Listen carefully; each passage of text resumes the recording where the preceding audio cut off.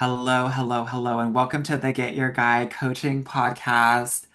I have a colleague, a friend, someone special on the podcast today that I wanted to introduce you to if you haven't gotten to know her yet. Her name is Dr. Kemi, and as you know, I am so focused and concerned about your health. And I thought that she would be the expert to come onto this podcast and tell you the real deal Holyfield about Black women's health, especially their womb health. And so, Dr. Kemi, thank you so much for being here, girl. I really appreciate that you're here, and I'm so excited for you to spill all the tea as it pertains to this. Thank you so much for having me, Anwar. I'm so excited to be here. I feel like you are a celebrity among my friends. I feel Girl, I'm honored. just a regular, degular, I'm a real boy, as Pinocchio once said. Okay, but I'm going to be allowed to be starstruck. I'm really happy to be here. I'm also just like honestly very enthused to bring this conversation to a relationship space because it's talk about excavating what we don't talk about. Let's do it. I'm so excited. Yes. Let's get into it, girl. Let's talk a Okay. little bit about what really matters here. Womb health is important. I don't have a womb, so I can't speak personally to this. And so I wanted Mhm. you to come on and talk a little bit about why womb health is important and why it's something that a lot of Black women, especially in their 30s and 40s, need to be paying attention to. And, I think a lot of women hear or like glance over some of the headlines, but I don't think that, maybe many of them don't necessarily know the tea. What's the tea, girl? The tea is that if you're a Black woman in your 30s and 40s, girl, buckle up. You're Not about to buckle up. enter, yes, because you're about to, in terms of womb health, you're about to enter a time of big change, right? And like it is very important. If those changes haven't started for you in your 30s and 40s, then you really need to know what your normal is right now, because that's what's going to be your anchor to understand the journey that you're about to go through in midlife.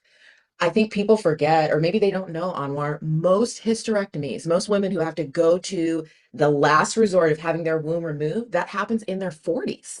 And Black Mm, women have 3 to 4 times higher rates of hysterectomy. So that's what I say. I say buckle up because this is a time on my side, in my world as a gynecologist and a gynecologic oncologist, where Black women are really coming and needing help and often surgical help. yeah. So I really want Black women in this time to say, like, okay, this is actually it's go time now for my womb health. I need to be paying attention. And I need to be aware of what's out there, what's coming for me, what I can do now. But you said establish a baseline. So what does that look like and what does that mean? I'm listening now and I hear that I'm like, okay, well, so what am I doing here? Am I talk to me Yes, about that's that? yes, that's a great point. So one of the things I say is that every woman should know they're normal, which means something as basic as like a symptom log or a diary. I tell people all the time, like, do you know when your cycles come, what they are like, what kind of changes do you make in your life because of them, and how do you recover? You would be surprised how many women, one, when you actually hear what they're doing, you're like, girl, you need to go to the doctor. What do you mean you're wearing diapers? Like, let's Hmm. back up. That is like a whole nother level of extreme. So even the process of being able to document, and I actually recommend everybody for 3 months, document and write down your womb symptoms. If nothing is wrong, that's great. Now you have a normal, right? So now if something goes off, you're not wondering, wait, is this different? You have your record. And if it's not normal, when you go to your gynecologist and you already have, like, this is what's going on, here's the data, you move so much faster to getting help as Yeah. opposed to having to start from the very beginning. So that's Waiting what and I trying to mean figure by, things out as much. yes, Yeah. exactly. So that's what I mean by know your normal.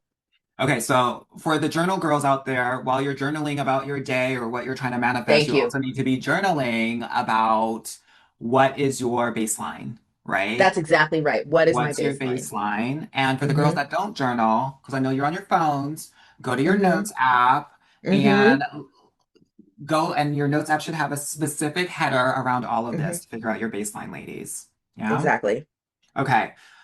I'm glad that you shared that.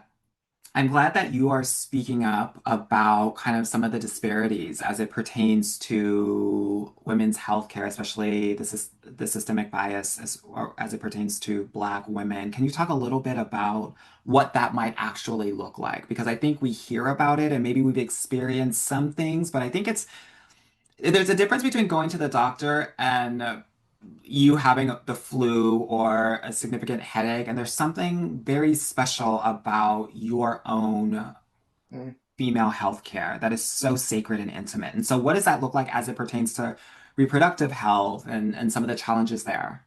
Yeah, I would say, I think the word I would add is it's so vulnerable, Anwar. It's so Yeah. vulnerable to go to ask for help because Black women, most Black women already know this, or and if they know it, they might not have articulated or realized, but you are going in to talk to a doctor that's been in a medical culture that says Black women are stronger than the rest, Mm, simultaneously stronger and more broken. So that means that when you're expressing your pain or your discomfort, right, it does not create the same response as somebody who looks different than you saying the same things. And we have data to show this. So you're seen as being stronger, you're seen as being able to handle it. At the same time, the bias in medicine is that we don't really know what's wrong with Black bodies, but it just is the way that is.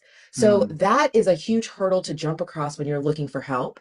yeah. You are dealing for when we talk about female reproductive health, you're dealing with a field, my field. I'm talking about my people who have a bias to think that Black women who have pelvic pain, we're more likely to have like pelvic inflammatory disease, like an STD type situation instead of Mm, endometriosis. So you're mm, dealing with the bias of that kind of thing.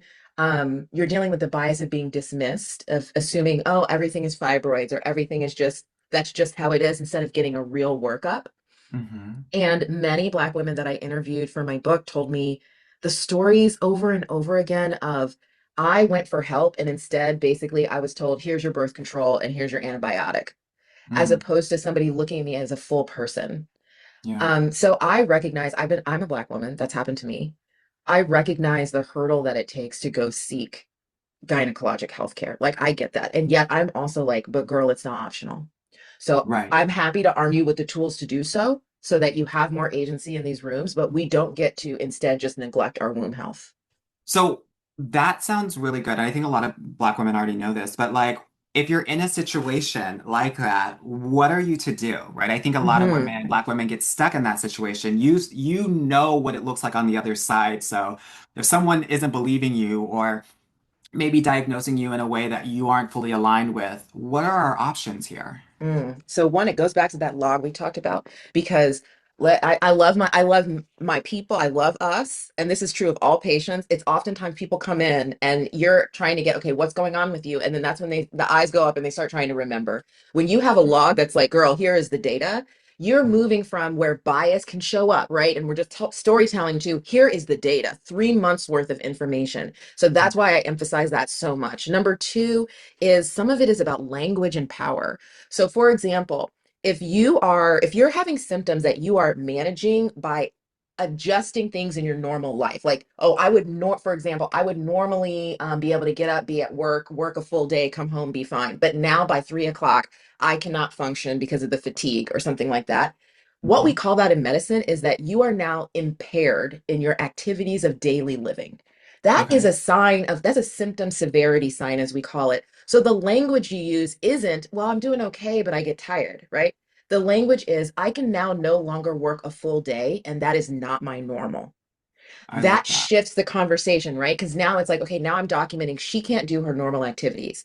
Now I'm documenting 3 months ago, things look like this, and now they look like this. Another thing I tell people is, Can I just stop you right there? oh, Because sorry, I'm I moving was, no, no, quickly. no, Yeah. no, this is great. Please continue soon. But I was just having a conversation with my relationship ladies this week, and I was telling them Yeah. that, like, when you're in a relationship, and most Black women are stressed, I think everyone's stressed these days just based on everything that's happening. Yes. A lot of times you'll be talking about, yeah, like work was really stressful, but people actually don't understand what that looks like or what that means. And so it goes in one ear and out the other. And what I Correct. told them was, don't even use the word stress. Like you're going to have to describe in detail how you're feeling and what your experience is. So That is I, exactly right. I think saying things like, I'm all right, I'm okay, or even saying things like tired, like you might want to explain in even more depth. This is what I'm hearing from you, exactly Yes. what tired looks like versus just saying I'm tired.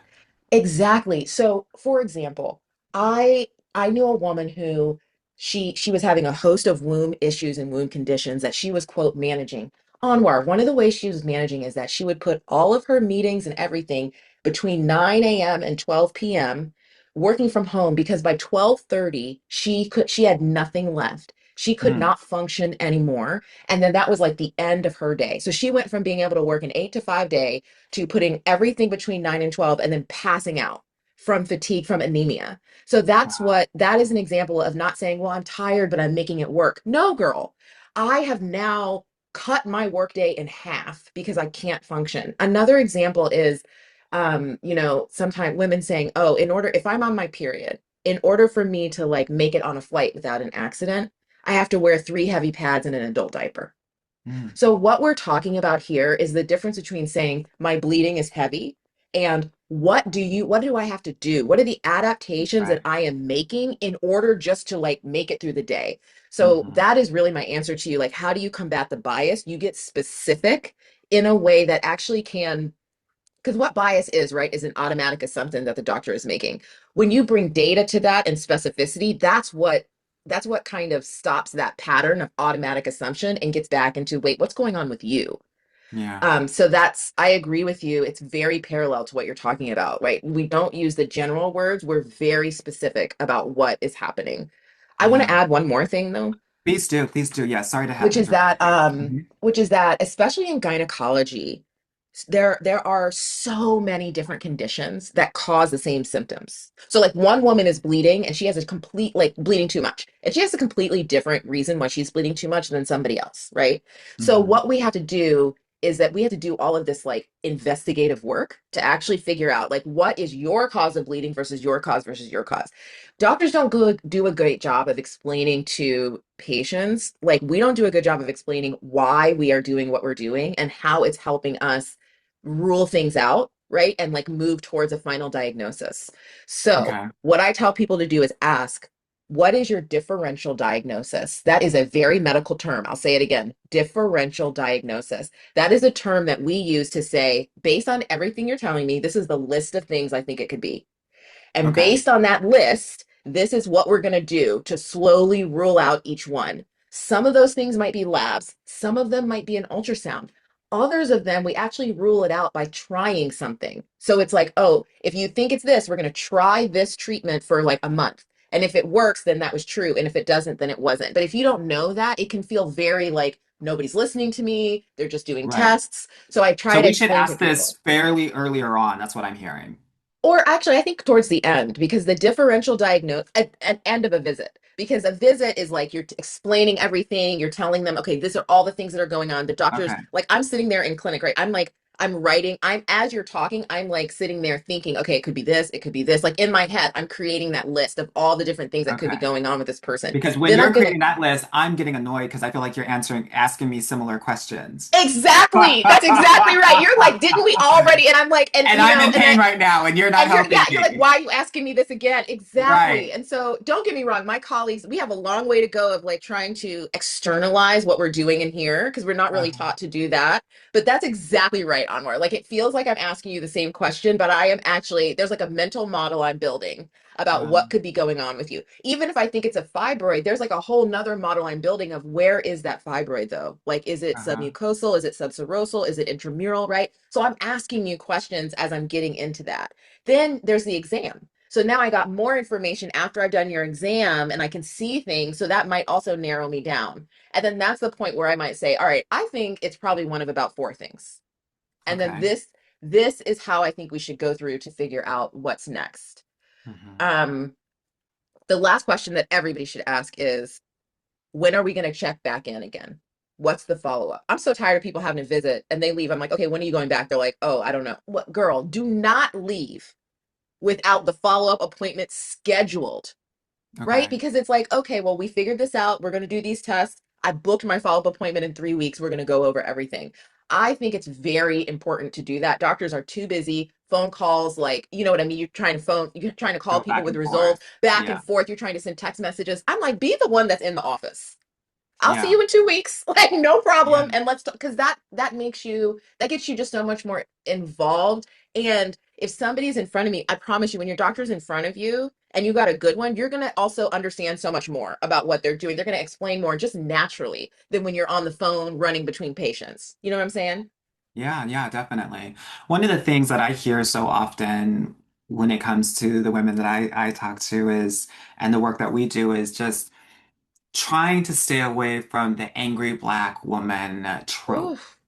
right? So what Yes. does that look like in this sort of environment, and what can happen with that sort of emotional suppression? I'm so glad you asked me this because I have to be honest and tell you this is something I learned because I went looking specifically on what research has been done on Black women and like what's going on with our wombs. And overall, just that whole idea that we're not allowed to be angry is so unhealthy. You know, anger is that's Yeah, such a stifled life. Like anger is natural, it can be cleansing, and God knows we have enough to be angry about. So just 100%. that alone. But secondly, we actually know from research, this wonderful woman, Dr. Anissa Vines, a Black woman, of course, Of she course. studied over 500 Black women and found that Black women who had the higher rates of basically suppressing their anger. So she called it anger squelching, is when you just like push it down and you're like, I can't be angry. More fibroids on Mars. They had more fibroids. So what we have not done is connected all the biological dots.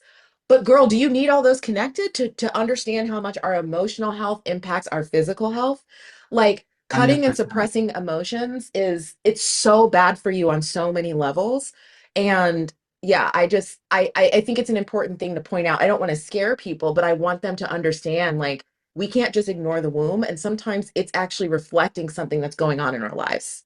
Yeah. I mean, they say that about a lot of different things. Now, I didn't bring the study or the data, but Hmm. if you don't speak up a lot, sometimes that Hmm. affects thyroid. And there's like Hmm. autoimmune things that, they've talked about potential correlations there. So, Hmm. I totally hear you when you share that. So, ladies, Yeah. we've got to speak up. We've got to expend it out Yeah, of you our have to get body. it out. Yeah, animals do that. You know, when they get stressed out, they like Sometimes they shake it shake it off. out. Yeah, yeah, they gotta like do the thing. Yes. And it's like we're sitting here trying to stay composed, and it's so terrible for your health. Mhm. That's why Hmm. that's why sometimes I tell my clients, okay, girl, let's put some Trina on and twerk it out, and Right. let's talk about it in about 30 minutes. Okay. Right. Right. Because right now, Exactly. girl, I can feel your energy You and could, it yeah, you needs can to feel it. exit out. You Okay? need to, yes, Yeah. we need to just go ahead and Yeah. exit it out. Also, it's I feel like I don't know how you feel about this. Now, I'm actually curious. I don't actually think that we are as precise as we think we are with suppressing emotions. Like, it's not like you can suppress anger and then everything else is still there. Like, you're muting everything. So to me, like you're suppressing anger, girl, you're suppressing your joy too. You know what I mean? Because it doesn't. Yeah. Yeah.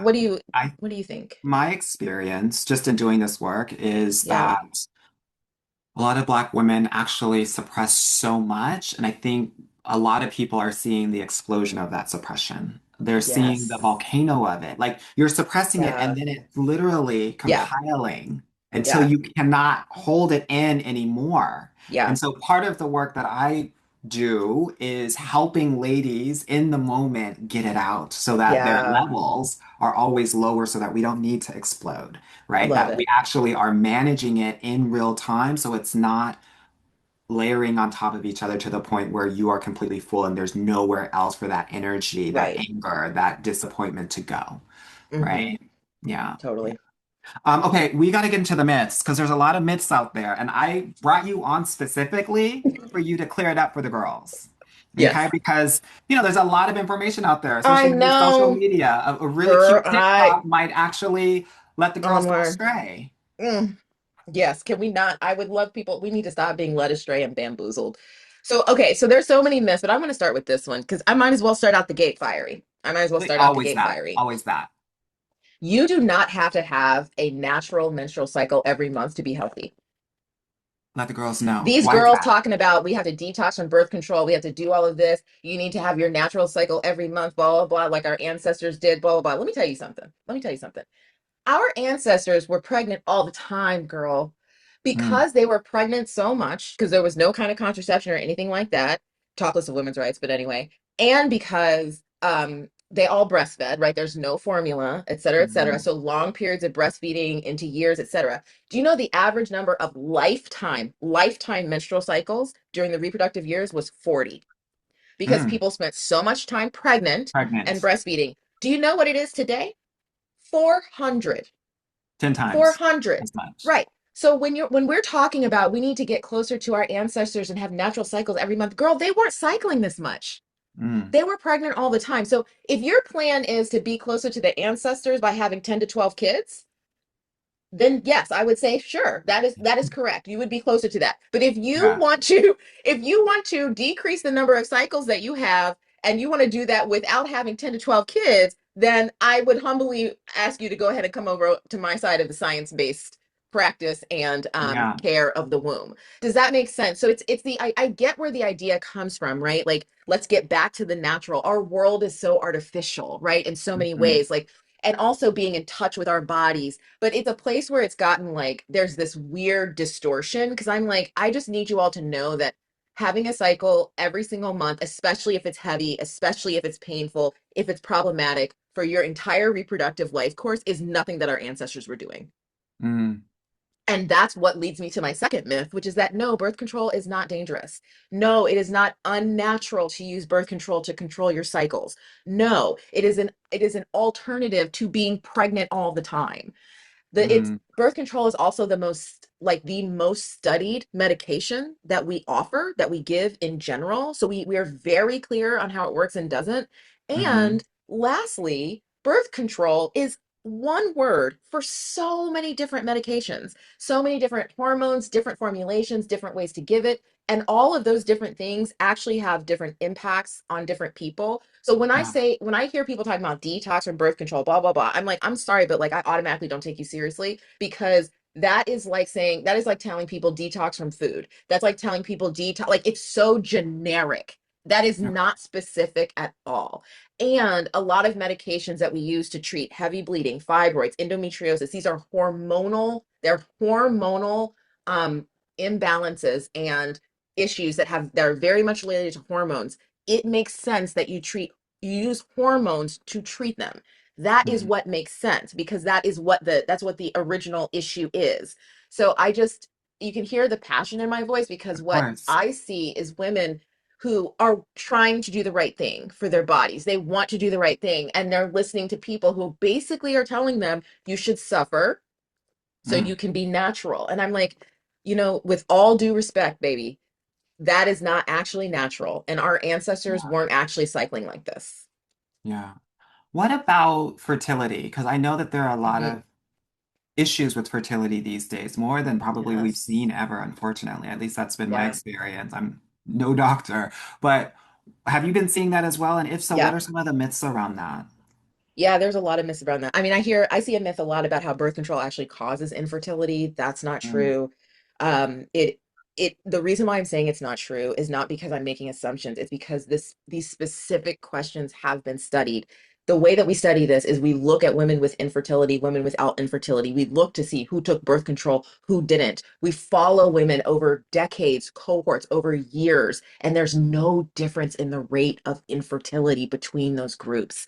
It's Mhm. also the same thing with fibroids, by the way. Birth control does not cause fibroids. Women who have never sniffed birth control have the same rate of fibroids as women who've been on birth control their whole lives. So these are things that I get why almost like we want to believe them because I think it makes us feel like there's something we can do in that arena, but it doesn't mean that it's true, especially when we studied it so much and we actually have the data to show for it.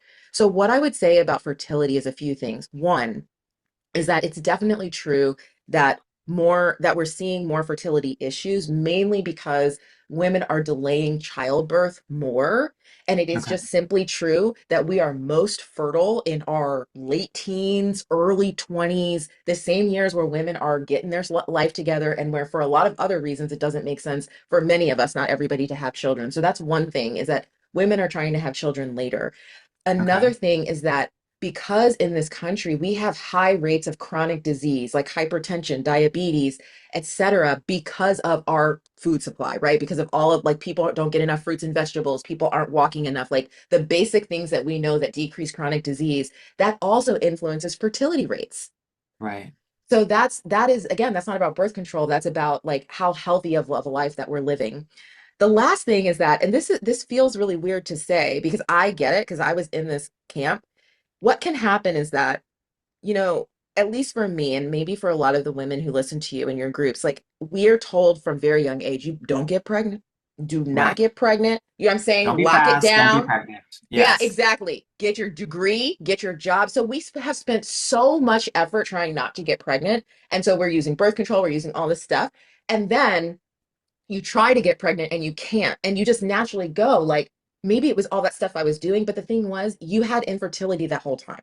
You Mm. just didn't know you had it because obviously, right, you're using your birth control. And so it's one of those things where it's like I try to gently explain to people, but like you wouldn't have known that you had infertility before you actually started trying to get pregnant, right? And so when you don't start trying till you're 35, you just didn't know that that was the case earlier on.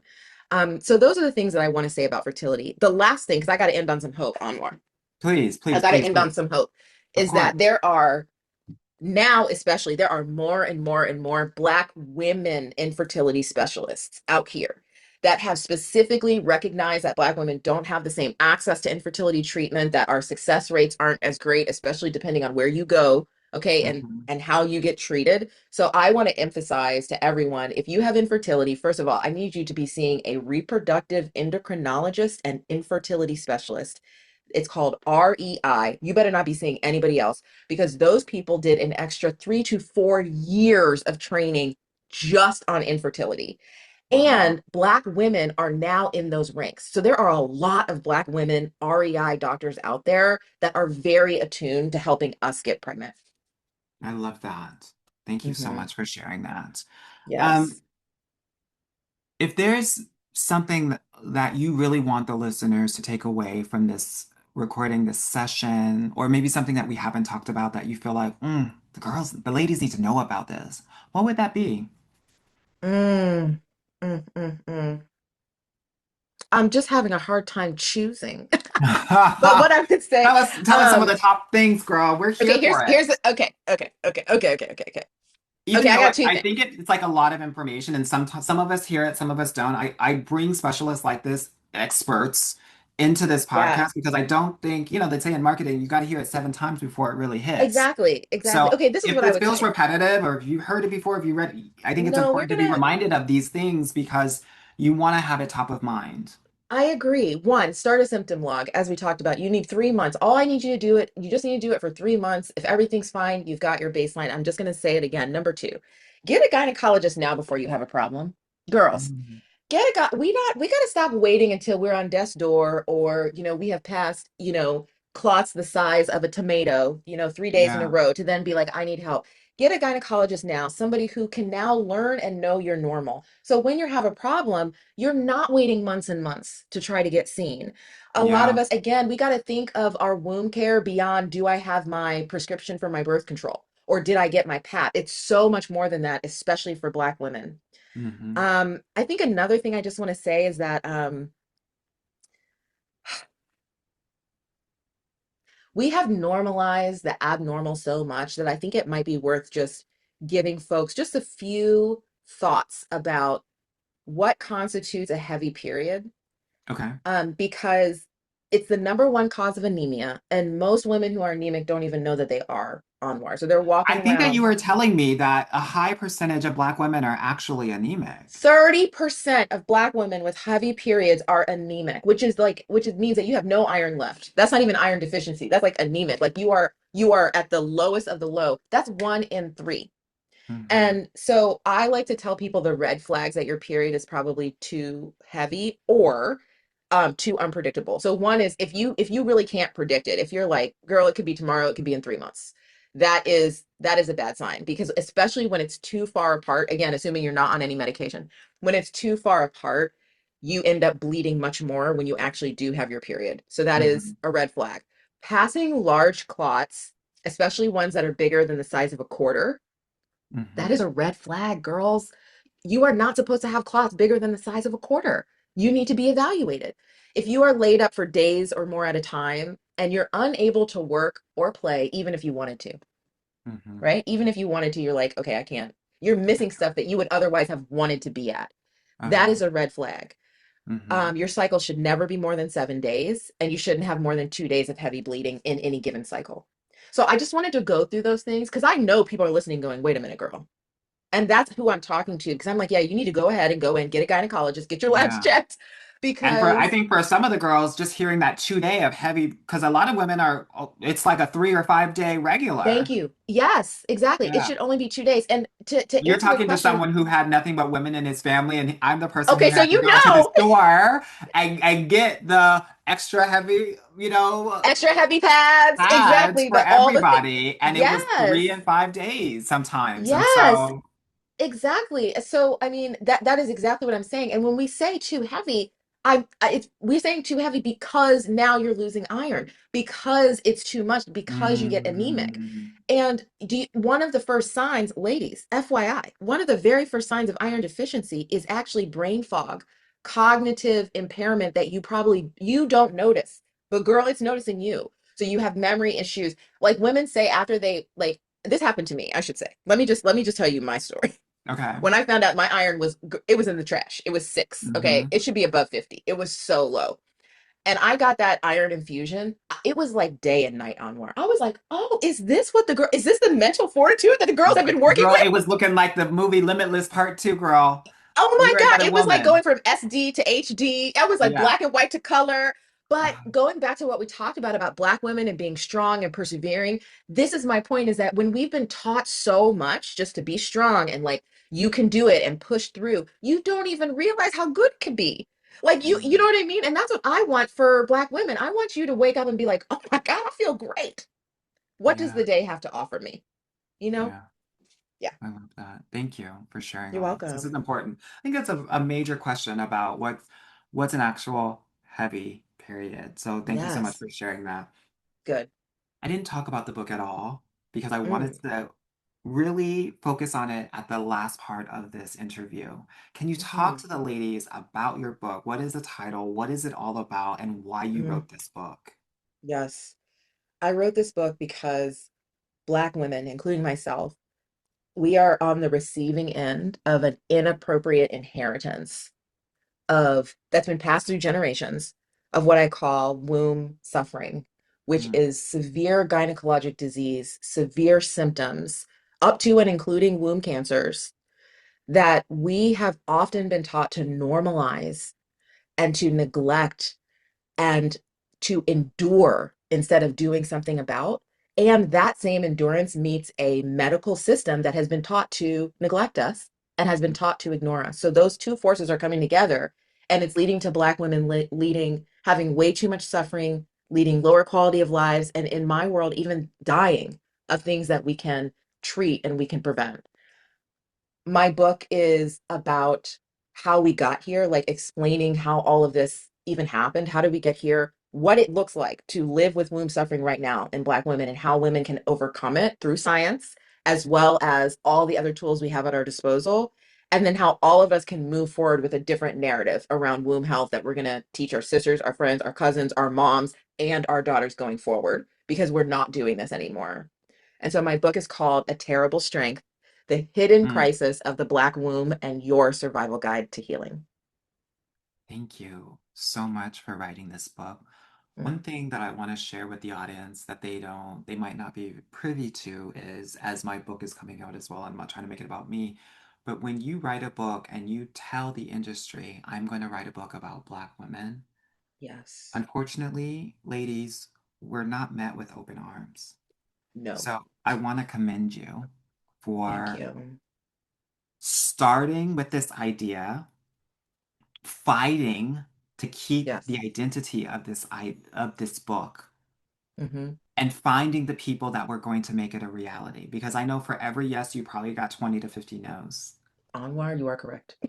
Yeah, Yeah, yeah, I yeah. think yeah, we still live in a world where it is not necessarily welcome to put black on the cover of your book. And I insisted this is about the Black womb. Now, everybody gonna learn, but that's who this is for. And yes, ladies, I want you to know I cannot tell you in any other way how much I wrote this book for us. Oh, I have the Mm. book by the way.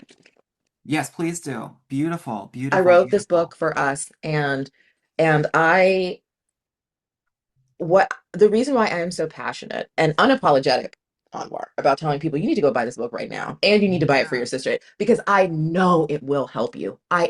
yeah. I am in my bag and alignment.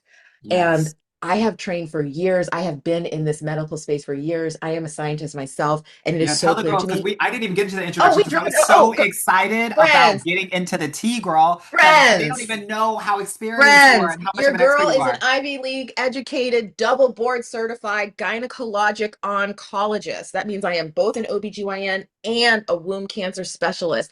I am also a health equity and uterine cancer scientist. That means your girls run studies. I do all types of studies at the population level. I run Use her, national clinical lady. trials Use for her. Black women with endometrial cancer. I run a research center at the University of Washington called the Gynecologic Research and Cancer Equity Center. Your girl respectfully knows what she's talking about. Yeah, And I am I am truly honored, and I can't tell you, like, I'm so grateful to bring everything of me to my community because this is for Black women. We yeah, deserve it. yeah. Thank you for sharing that. Yeah.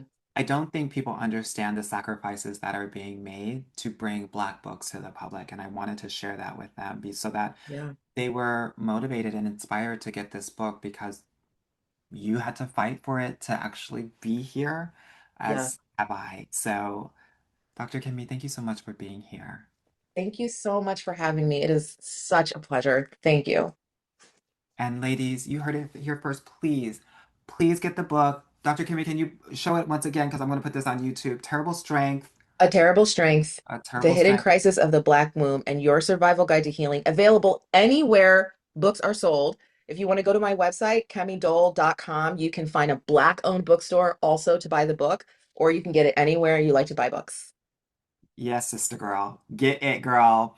All right, ladies, you heard it here first. Please pick up the book. I think it is a book that you'll want to have on your shelves Mm, forever and pass it yes, along to your legacy, your family members, so that everyone is as informed and educated about their own health as possible. Thank yes. And you for also, joining if you're going to us. hang out with your mother, go ahead and get her a copy for Mother's Day because it's coming up.